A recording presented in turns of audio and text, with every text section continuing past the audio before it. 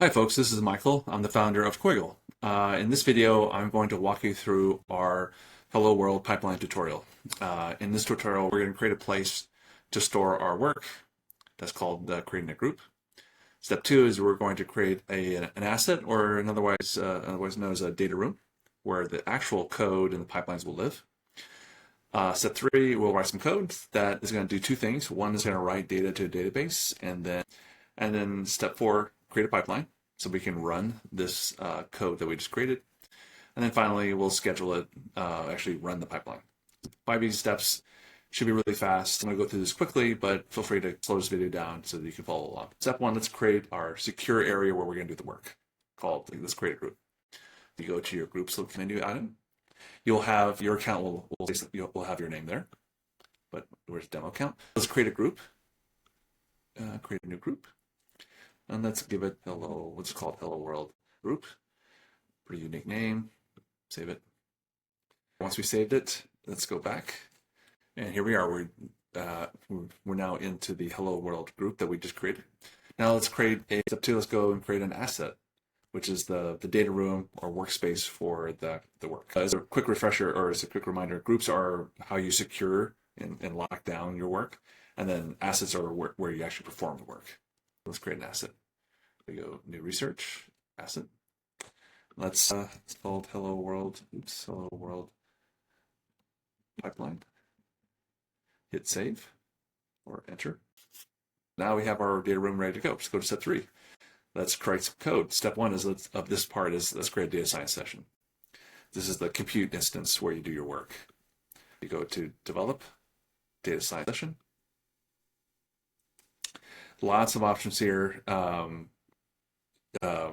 We support all sorts of IDEs, languages, etc. So let's just keep it simple. Let's go with free tier, VS Visual Studio Code, and let's launch the session. You can also define different package bundles to load different library sets.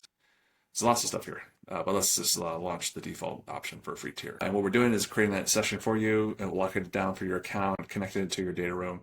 And then when it's done, you'll see a little blue dot up here with a little bell telling you that the session has been created. The session is ready to go. Here's the blue dot. It says that the Visual Studio Code session has been created. Let's go in. Let's join it.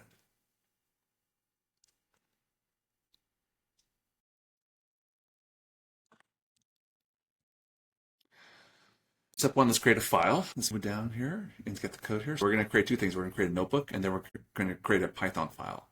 Let's get the code for the notebook. Copy that. Go over here and create the file.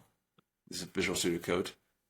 Give it a name. We'll call it one.ipy notebook. Hit enter. Next, we're going to select the kernel, Python 3.8, and then we're going to add a code cell. We're going to paste the code.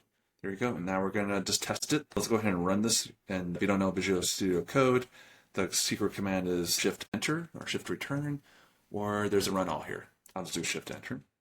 There you go. Great. The code ran. Now let's clean this up a little bit. Let's clear out the outputs. Save that file. Great. Now let's create the Python file. Let's create the code here. Copy that.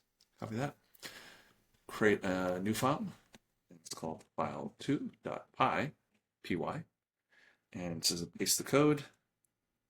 Great. We can also save it. There you go. So we'll run it. Just to make sure it works. There we go. There's 4 cells. Good. Just to recap, we created a notebook file and a Python file. File 1 has the Python notebook cell, and then file 2 has the reader. The notebook is writing the data to the database. This command here is build a data frame, then write that to a database, and that's a simple little call, does magic, and then log that result. And then a separate second file is read that data from that table we just saved it to, and then print out how many rows it has. In this code, it tells you what the name of the table is, which is demo scores. Everything's good. Everything's saved. Let's go back to the asset. Hit the little back button here. When we call that command called save data frame to SQL, what Coegil does is that one line call is creates a database for you, inspects the data frame that you want to save, figures out the table schema, creates a table schema for you, loads of data into the database for you, does all that magic for you, and that one single call. So it's really simple and easy. And then, of course, with the reader is equally simple. You just give it your select statement, and it will read that into data frame. But before that, let's take a look at the database that we just got created here. Go in here, new schema. Here's the table called demo scores. You can expand it and see the fields. Simple table. If you don't know SQL, we kind of give you a little bit of helper here, that little menu button here, and hit run. Okay, and there's the results of the data frame we saved. It has Alice, Bob, Charlie, and Diana with these values here, and they're all there in the database. When we run this code, we should see 4 cells, 4 values. Now that we have that done, now let's create the pipeline. We're going to go jobs, pipeline, and let's create the first step, which is going to be file 1.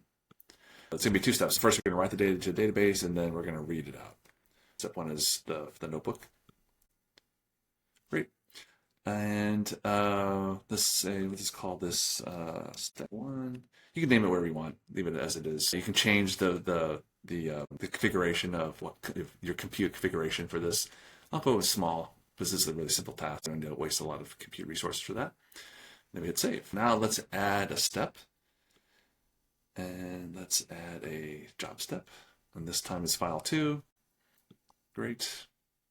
And we're going to add it after step 1. We're going to click that. It says that the source for this new step is step 1. And let's go ahead and give it a clever new name called step 2. Also, we're going to keep this thing small because it's not doing much, so it doesn't need a lot of compute. And that's it. Let's hit save. Great. Step 1 then runs, and then step 2 will run, and that's it. Let's now save this pipeline. New pipeline. We have a pipeline that's going to save data to the database and then read it to the database. In fact, let's do that. Let's make it clear. Save to DB, and this one we'll call it read raw database. Cool. So now that we have it, next step is we're going to create a schedule so we can run this pipeline. We can go to the menu here and say automate, create a schedule. On demand meaning manually trigger a pipeline, or you can have it run at a fixed frequency like every hour, or you can have it scheduled, which is run it first of the month or whatnot, things like that. But we're just do on demand for this case, manually trigger it. So we're going to do next, give it a name, our scheduled pipeline. There are no parameters for this pipeline, so the menu is empty. But if you had parameters, you can have parameters passed in. And then great. Now we're going to notify. Hey, if there's a problem with this pipeline, who do we notify? So let's notify the journal on success and on failure. You can send emails out to people and so forth, but let's just keep it simple here for journal. Great. And this talks about security. So if you needed to have this thing run it with different privileges, you can do that, but we'll leave that alone for now. And we'll say save it. And we have our pipeline. We can edit the pipeline. If you want to get back into the menu, you see all the settings here. Let's go back. You can view executions, which you don't have any, so be empty in this pipeline. If there were parameters, job parameters, it will pop up, the dialog will pop up here that would let you change those values to the parameters. This one doesn't have any, so just kick it off. Hit run. It's doing its magic. All right, so while this pipeline is starting to initialize, you can follow along by going to this menu here. You can view the logs. And as you can see, this pipeline has started. It's initializing the first step. Once it's done, it'll start moving through these steps, and then we can look at the logs as it's progressing. All right, so the pipeline has finished. So here are the 2 steps. They both succeeded, hooray, and you can look at the logs. We give you a lot of information about how the job is running. You can cite this later, but the result we want to show is that it completed. Great. Save scores to database. That's the output. Now let's go back. Look at the other step. Look at its logs. Remember, it's going to write out how many rows. And in this case, there's going to be 8 rows because we've ran this code twice. The first time when we tested it, and then now in this pipeline. So there's going to be 4 times 2, and so that's 8 rows. Great. and we'll show you the database. Before that, when the job finishes and succeeds or fails, you'll get a notification. That's why you see this little dot here that says the job finished. So let's go back to the asset. Before we go to the database, let me show you the journal here. So remember we asked the job to, in the configuration, to save the results to the journal, success or failure. Here you go. It gives you, you can actually navigate to it as well. But let's go to database and see that two sets of files, I like to always kind of expand to see the rows or see the fields. You don't have to do that. All right, here we go. So there's, this is the first run when we saved it in the testing, and then here's the second run when the pipeline ran. All right, so there you go. Hey, it's easy to create an automation. So we have created two files, a file to save the data to the database, and the file to read the database data from the database, and then save the print out the results of how many files or records there are. And to show you the code for the first one, here's the notebook that is writing the data to the database. And then we created a pipeline that chained these two steps together. And then we ran the pipeline, the executions. Here's the results of that pipeline run, and we can inspect the pipeline and see how it ran. If there was errors, you would see that in the logs here. You can see the code if you want to look at the code as well, but you can jump to the logs. And there you go. That's that is the Hello World pipeline example. So this walks you through the complete process of getting data into a database, working with your data in the database, creating a pipeline, and with these capabilities, you can create automations, train models, build micro apps too. And so you have all the tools now to get started. All right, I hope this was helpful.